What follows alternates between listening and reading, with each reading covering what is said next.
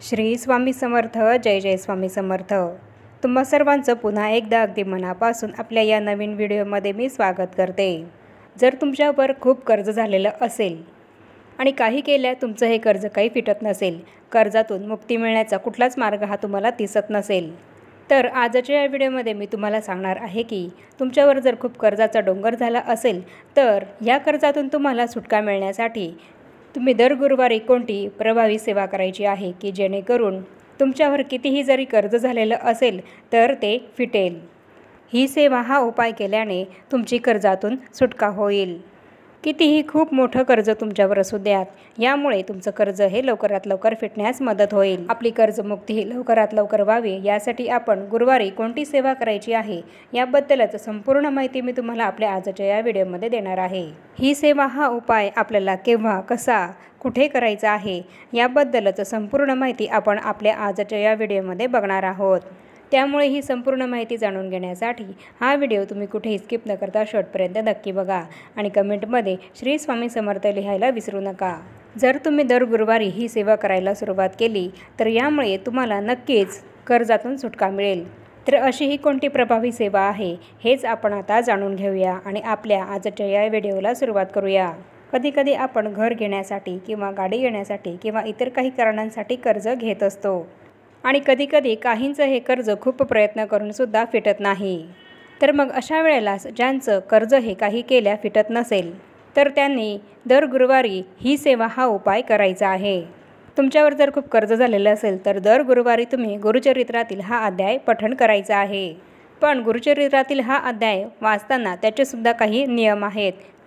काही नियमांचं पालन करूनच गुरुचरित्रातील या अध्यायाचं पठण आपल्याला करायचं आहे आणि हा अध्याय पठण करत असताना कोणते नियम आपल्याला पाळायचे आहेत हेच आपण या व्हिडिओमध्ये जाणून घेणार आहोत.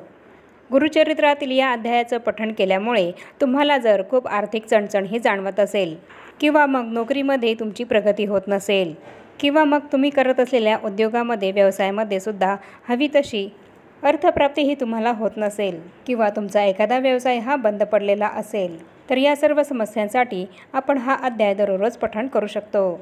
आणि जर तुमच्यावर लाखो करोडोंचं कर्ज झालेलं असेल आणि त्या कर्जातून तुम्हाला लवकरात लवकर सुटका हवी असेल तर तुम्हाला हा उपाय, ही सेवा 11 गुरुवार करायची आहे. 11 गुरुवार तुम्हाला या ठिकाणी बसून गुरुचरित्रातील हा अध्याय पठण करायचा आहे. आपल्याला सर्वांना औदुंबर वृक्ष हे तर माहीतच आहे. साक्षात दत्तनिवास म्हणून, पवित्र वृक्ष म्हणून औदुंबर वृक्षाची ख्याती आहे. दत्त उपासनेमध्ये औदुंबर प्रदक्षिणा खूपच फलदायी ठरते. दत्त उपासनेमध्ये औदुंबर वृक्षाला खूपच अनन्यसाधारण असं महत्त्व आहे. 21 गुणांनी परिपूर्ण औदुंबर वृक्षाखाली सद्गुरू माऊली दत्तांनी साधना केली होती.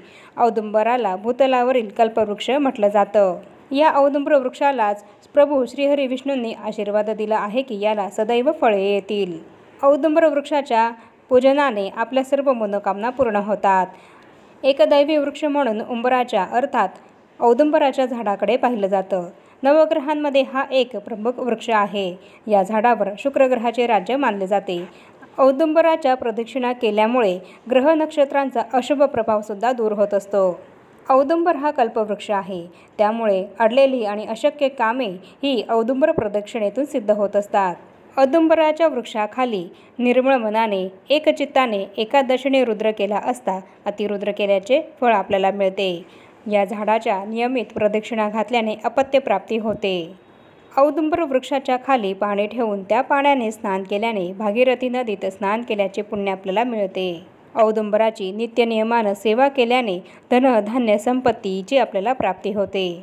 त्याचप्रमाणे नित्य नियमानं औदुंबराची सेवा केल्याने आपल्याला आरोग्य आणि सर्व प्रकारचे ऐश्वर्य प्राप्त होतं.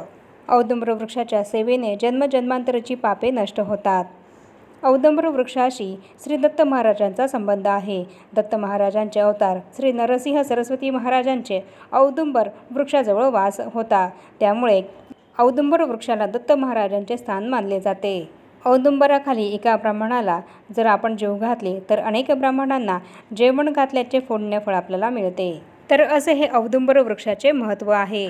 जर तुम्ही खूप कर्जबाजारी झालेले असाल, तुमचा एखादा उद्योग व्यवसाय हा बंद पडलेला असेल आणि आता सर्व काही संपलं आहे असं जर तुम्हाला वाटत असेल, कुठूनच तुम्हाला कर्जमुक्तीचा उपाय हा दिसत नसेल, तर मग अशा वेळेस आपण आपल्या गुरूंवर पूर्ण विश्वास ठेवून गुरुचरित्रातील 18व्या अध्यायाचे नित्यनियमानं पठण करायचं आहे। हा उपाय तुम्हाला 11 गुरुवार करायचा आहे।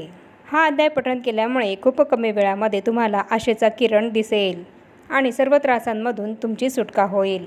खूप प्रयत्न करून सुद्धा जर तुमचा कर्जाचा डोंगर कमी होत नसेल तर तुम्हाला 11 गुरुवारी हा अध्याय पठण करायचा आहे। हा उपाय, ही सेवा करायची आहे। औदुंबराचं झाड हे आपल्याला प्रत्येकालाच माहीत आहे। तुमच्या घराजवळ जिथे कुठे स्वामी महाराजांचं केंद्रमठ असेल तर तिथे सुद्धा औदुंबर वृक्ष हा असतोच, किंवा तुमच्या घराजवळ औदुंबराचं झाड असेल किंवा एखाद्या दत्त मंदिरामध्ये सुद्धा औदुंबराचं झाडही असतंच। तर तुमच्या घराजवळ जिथे कुठे दत्त मंदिरात, स्वामी महाराजांच्या केंद्रात किंवा घराजवळ जिथे कुठे औदुंबर वृक्ष असेल तर तिथे तुम्हाला गुरुवारी जायचं आहे आणि हा उपाय करायचा आहे। तुम्हाला गुरुवारी औदुंबराच्या झाडाजवळ जाऊन औदुंबर झाडाची पूजा करायची आहे। औदुंबराच्या झाडाला तुम्हाला अष्टगंध लावायचा आहे आणि धूप, अगरबत्ती, दिवा हे सुद्धा लावून घ्यायचं आहे आणि फुलं, अक्षदा यासुद्धा अर्पण करायच्या आहेत। आणि यानंतर आपली दोन्ही हात जोडून औदुंबर झाडाला आपल्याला अगदी मनोभावे नम्रपणे नमस्कार करायचा आहे। ज्या गुरुवारपासून तुम्ही हा उपाय करणार आहात तर त्या पहिल्या गुरुवारी तुम्हाला अशा पद्धतीने पूजा करून संकल्प करायचा आहे। आणि हा संकल्प अगदी साधा सोपा आहे। संकल्प सोडताना आपण म्हणायचे आहे की हे स्वामी महाराज, हे दत्त महाराज, मी तुमची आजपासून 11 गुरुवार तुमची ही अशी सेवा करणार आहे। माझ्या कर्जाचा डोंगर कमी व्हावा किंवा माझ्या डोक्यावर खूप कर्ज आहे ते कमी व्हावं, ते लवकर मिटावं, यासाठी मी तुमची 11 गुरुवार ही अशी सेवा करणार आहे। तर तुम्ही मला या समस्येतून लवकरात लवकर मार्ग दाखवा, या कर्जातून मला लवकरात लवकर बाहेर काढा, माझं कर्ज हे लवकरात लवकर फिटू द्या, असं तुम्हाला संकल्पामध्ये सांगायचं आहे। या कर्जातून लवकरात लवकर बाहेर निघण्याचा मार्ग तुम्ही मला दाखवा, असं तुम्हाला सांगायचं आहे। आणि त्यानंतर तुम्हाला हा उपाय औदुंबराच्या झाडापाशी जाऊन 11 गुरुवार करायचा आहे। तर हा उपाय करण्यासाठी तुम्हाला काय करायचं आहे तर तुम्हाला गुरुचरित्रातील 18वा अध्याय हा तुम्हाला 11 गुरुवारी पठण करायचा आहे। आणि यासाठी तुम्हाला गुरुचरित्र हा ग्रंथ घेऊन जाण्याची काहीच गरज नाही। गुरुचरित्रातील 18वा अध्याय असलेलं स्वतंत्र छोटंसं पुस्तकसुद्धा हे मिळतं।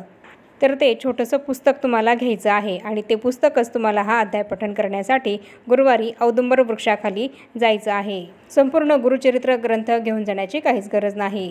ज्या गुरुवारी तुम्ही हा उपाय करायला सुरुवात करणार आहात तर याप्रमाणे पहिल्याच दिवशी तुम्हाला औदुंबर वृक्षाची सांगितल्याप्रमाणे पूजा करायची आहे आणि सांगितल्याप्रमाणे पहिल्या गुरुवारी संकल्प सोडायचा आहे आणि त्या औदुंबर वृक्षाखाली आसन टाकून बसून तुम्हाला गुरुचरित्रातील 18वा अध्यायाचं पठण करायचं आहे।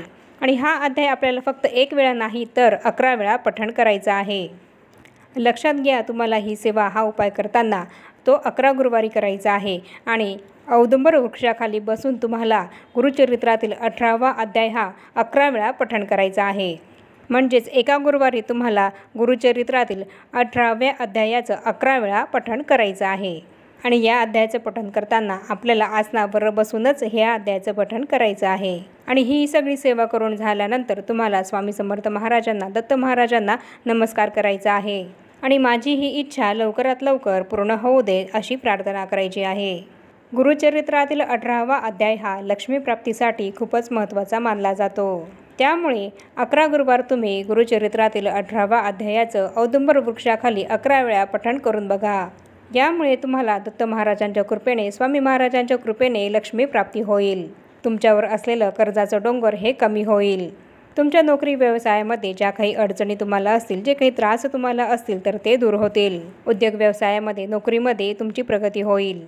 पैशांसंबंधित तुमच्या ज्या काही अडचणी असतील, ज्या काही समस्या असतील तर त्या सर्व समस्या या अध्यायाचं पठण केल्यामुळे तुमच्या नक्की दूर होतील। आणि या सेवेसोबतच, या उपायासोबतच आपल्याला आपली कष्ट, मेहनत हे सुद्धा घ्यायचे आहेत। त्यामुळे अत्यंत प्रभावी अशी ही सेवा, प्रभावी असा हा उपाय तुम्ही 11 गुरुवारी करून बघा। आणि या उपायाचा अनुभव हा बऱ्याच जणांना आलेला आहे, तसाच तो तुम्हाला सुद्धा येईल। त्यामुळे ही सेवा तुम्ही कर्जमुक्तीसाठी नक्की करून बघा, यामुळे तुम्हाला नक्कीच फायदा होईल।